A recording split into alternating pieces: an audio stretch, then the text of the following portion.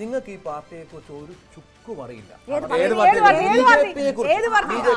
അറിയാൻ താല്പര്യമില്ല. ഞാൻ പറഞ്ഞുതരാം. ഞങ്ങൾ എല്ലായിടത്തും പോയിട്ട് കാര്യം നടക്കുന്നുണ്ട്. ഇപ്പൊ തമിഴ്നാട്ടിൽ പോയി തമിഴ്നാട്ടിലെ സീറ്റുണ്ട്. ഇവിടെ ഇനി കാര്യം നടന്നില്ല. ഒരു കാര്യം ഞാൻ പറയാം, അത് കൃത്യമായി പറഞ്ഞു. അതായത് BJP എന്ന പാർട്ടി 2024 ഇലക്ഷൻ മാത്രം ലക്ഷ്യം വെച്ച് രാഷ്ട്രീയ പ്രവർത്തനം നടത്തുന്ന ഒരു പാർട്ടിയല്ല. 2024 റിസൾട്ട് വന്ന് മോദി അധികാരത്തിൽ വരുന്ന ദിവസം 2029 പണി തുടങ്ങും. അതാണ് നമ്മുടെ രീതി. അതാണ് മറ്റൊരു പ്രധാനപ്പെട്ട കാര്യം.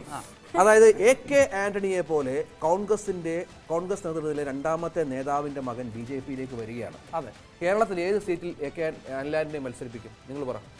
കേരളത്തിൽ എറണാകുളത്തോട് മത്സരിപ്പിക്കാൻ പറ്റുമോ? BJPയുടെ ഒരു A ക്ലാസ് മണ്ഡലത്തിലെ അനിൽ ആന്റണിയെ മത്സരിപ്പിക്കാൻ പറ്റുള്ളൂ. അതിപ്പോൾ PC ജോർജ് അല്ല, എത്ര വലിയ ആൾ വന്നാലും മാറ്റി നിർത്തി അവിടെ മത്സരിപ്പിക്കും.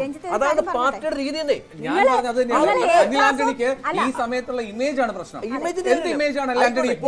തോൽവി രണ്ടാമത്, ജയവും തോൽവി രണ്ടാമത്. മത്സരിക്കട്ടെ. BJPയുടെ ദേശീയ നാഷണൽ തലത്തിൽ, ദേശീയ തലത്തിൽ ഈ വാർത്ത ഉണ്ടാക്കി ഇമ്പാക്ട് അറിയാമോ?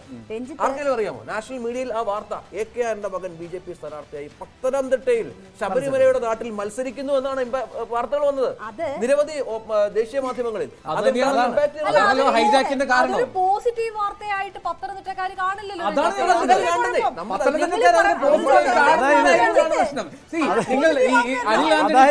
മത്സരിച്ചതുകൊണ്ട് ഉത്തർപ്രദേശിലോ ഗുജറാത്തിലോ ഇമ്പാക്ട് ഉണ്ടാവുകയാണെങ്കിൽ ഉണ്ടാവട്ടെ, ആയിക്കോട്ടെ.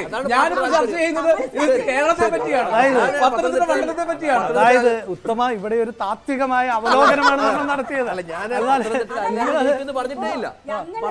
ഞങ്ങള് മേടിച്ച ഒരാള് ഞങ്ങൾക്ക് ഇഷ്ടമുള്ള സ്ഥലത്ത് മത്സരിപ്പിച്ചൂടെ എന്നാണ് രഞ്ജിത്ത് ചോദിച്ചത്.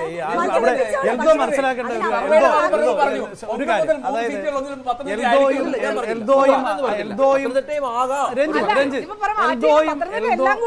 അപർണയും എൽദോയും രേണുകയും മനസ്സിലാക്കേണ്ട ഒരു കാര്യമുണ്ട്. BJP ഇന്ത്യ മുഴുവൻ മത്സരിക്കുന്ന ഒരു പാർട്ടിയാണ്.